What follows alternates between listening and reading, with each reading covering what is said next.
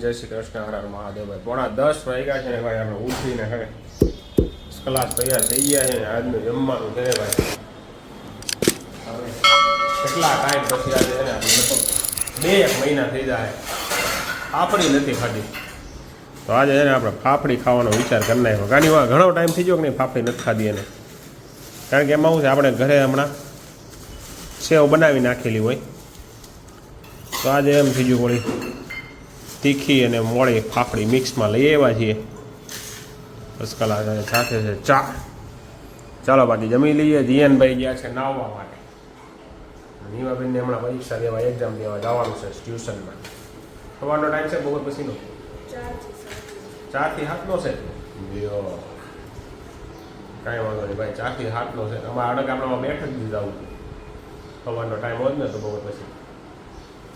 હવે તો કેમ જવા 4 થી 7 ટાઈમ છે તો કાંઈ નહીં, હું દિયાના આટો મારી આવશે. કારણ અત્યારમાં જાઉં તો વાંચવાનું છે ભાઈ, પરીક્ષા છે ને ટ્યુશનમાં ભાઈ. ચાલો બાકી તમને અમારો કાલનો ઈંડોળાવાળો બ્લોગ કેવો લાગ્યો ને જરા કમેન્ટ કરી દેજો. ને આજે આપણે ઈંડોળા દર્શન કરવા માટે જવાના છીએ હું ને જીયન. જો એવું ટાઈમ મળશે ને તો આપણે બેઠકજીના ઈંડોળા લઈ, એની બાજુમાં ઓલું કયું મંદિર છે સ્વામિનારાયણ ભગવાનનું કંઈક બહુ મોટું છે. કયું મંદિર છે? રુસ્તમબાગ. રુસ્તમબાગમાં મસ્ત મજાના ઈંડોળા થયા છે, તો તમે કદાચ ન જોયા હોય ને તો રુસ્તમબાગ મંદિરે પણ ઈંડોળા જોઈ આવજો. અને બેઠકજીએ પણ કદાચ થઈ છે. બેઠકજીએ કદાચ વિડીયો લેવા નથી દેતા, પણ જોઈએ હવે કેમ થાય છે. બાકી ચાલો બ્લોગમાં બન્યા રહેજો.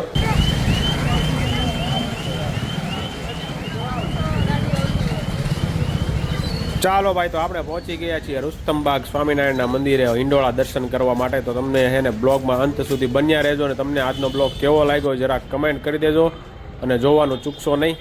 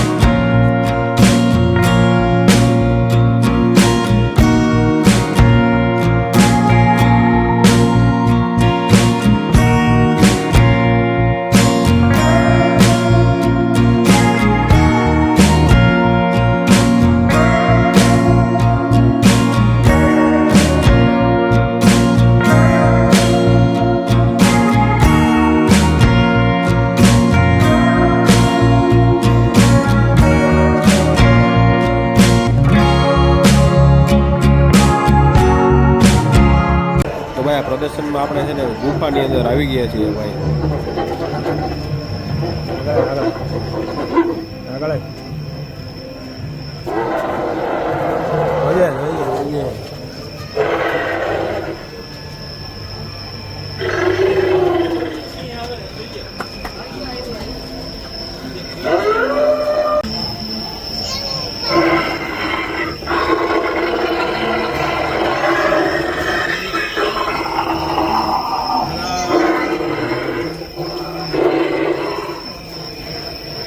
તો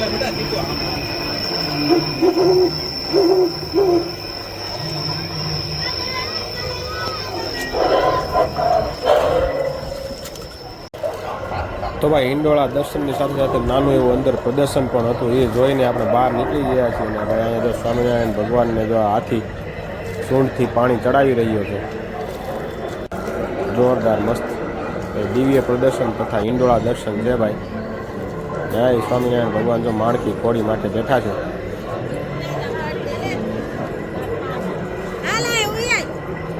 તો હવે આપણે રુસ્તમ બાગના સ્વામિનારાયણ ભગવાનના હિંડોળા જોઈને હવે આપણે તરફ બેઠક તરફ જઈ રહીએ છીએ, બેઠકજી તરફ. બાકી તમને આજના હિંડોળા કેવા લાગ્યા ને રુસ્તમ બાગને જરા કમેન્ટ કરી દેજો. ચાલો ભાઈ હજી જો આ રાખડીથી છે ને મસ્ત મજાના એકાદશીના હિંડોળા બનાવેલા છે ભાઈ સ્વામિનારાયણ મંદિરે. ભાઈ જો આપણે બેઠકજીએ પહોંચી ગયા છીએ. હવે ગોવર્ધન પર્વતની પ્રદક્ષિણા કરી લીધી છે ને ઘણા લોકો પ્રદક્ષિણા કરી રહ્યા છે. ને તમે ક્યારે આ બેઠકજી આવ્યા છો કે નહીં અશ્વની કુમાર જરા કમેન્ટ કરી દેજો મિત્રો. ચાલો હવે જઈએ આગળના મંદિર તરફ. તો ભાઈ આપણે આવી ગયા છીએ ભાઈ તાપી કાંઠે વૈદ્યરાજ મહાદેવ મંદિરમાં દર્શન કરવા માટે. અને ભાઈ જોઈ શકો છો તમે આ તાપી નદીનો ઉપર પુલ છે જ્યાં મસ્ત મજાની ટ્રેન જઈ રહી છે. અને આ બાજુ તાપીનો મસ્ત નજારો છે ભાઈ. તાપી બે કાંઠે જઈ રહી છે ભાઈ. અને આ જગ્યા ઉપર કોણ કોણ આવ્યું છે ને જરા કમેન્ટ કરી દેજો. આપણે તો ભાઈ નાનપણમાં છે ને આ મંદિરે બહુ એટલે બહુ ઘણીવાર આવેલા છે ભાઈ. વૈદ્યરાજ મહાદેવ મંદિરનો ઓવારો કહેવાતો આને. તો તમે પણ આવ્યા છો કે નહીં જરા કમેન્ટ કરી દેજો. ચાલો આપણે હવે છે ને આગળ દર્શન કરીએ મહાદેવના.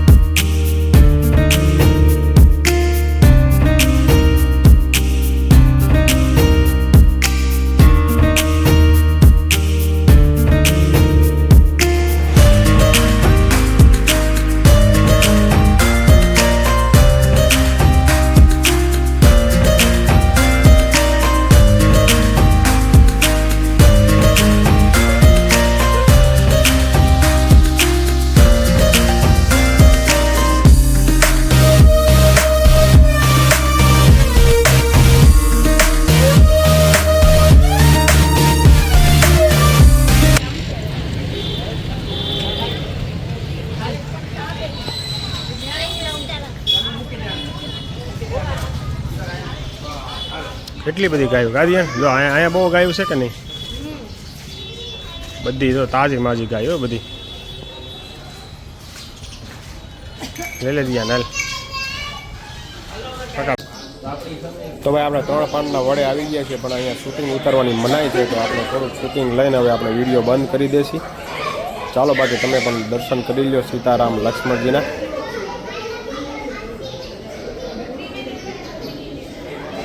ચાલો ભાઈ હું અને જીયાન છે ને આજે ભાઈ સવારમાં છે ને આપણે અશ્વની કુમાર બાજુ છે ને ઘણા બધા મંદિર આવેલા છે. અહીંયા હિંડોળા છે પણ સ્વામિનારાયણના હિંડોળા છે, શ્રીનાથજીની બેઠક પણ છે, વૈદ્યરાજનો ઓવારો છે, પણ ઘણા મંદિર છે અહીંયા ભાઈ. આપણે ઘણા મંદિરે જઈ આવ્યા અને બધા થોડા શૂટિંગ લીધા છે. અમુક જગ્યાએ મનાઈ હતી વિડીયો શૂટિંગની તો આપણે ત્યાં શૂટિંગ થોડુંક એવું લીધેલું છે. બાકી તમે આજનો બ્લોગ કેવો લાગ્યો અમારો જરા કમેન્ટ કરી દેજો અને તમારા મિત્ર મંડળ સાથે શેર પણ કરજો. અને હિંડોળા દર્શન તમે કરવા ન ગયા હોય ને તો જરૂરથી જઈ આવજો. અશ્વની કુમાર છે ભાઈ. અને આપણે શું કહેવાય કયું મંદિર એટલે ઓલું મને નામ ભૂલાઈ જાય છે એનું, રુસ્તમ બાગ સ્વામિનારાયણ મંદિર મસ્ત મજાના હિંડોળા છે. અને આગળના બ્લોગમાં આપણે મૂકેલા હતા જે કલાકુંજ મંદિરના હિંડોળા છે એના પણ દર્શન કરી આવજો, છોકરાઓને બતાવી આવજો, મજા આવશે તમને. ચાલો બાકી ફરી મળીશું આવતીકાલે નવા બ્લોગ સાથે. અને આવા નવા બ્લોગ જોવા માટે અમારી ચેનલ લાઇક, શેર અને સબસ્ક્રાઈબ જરૂરથી કરી દેજો.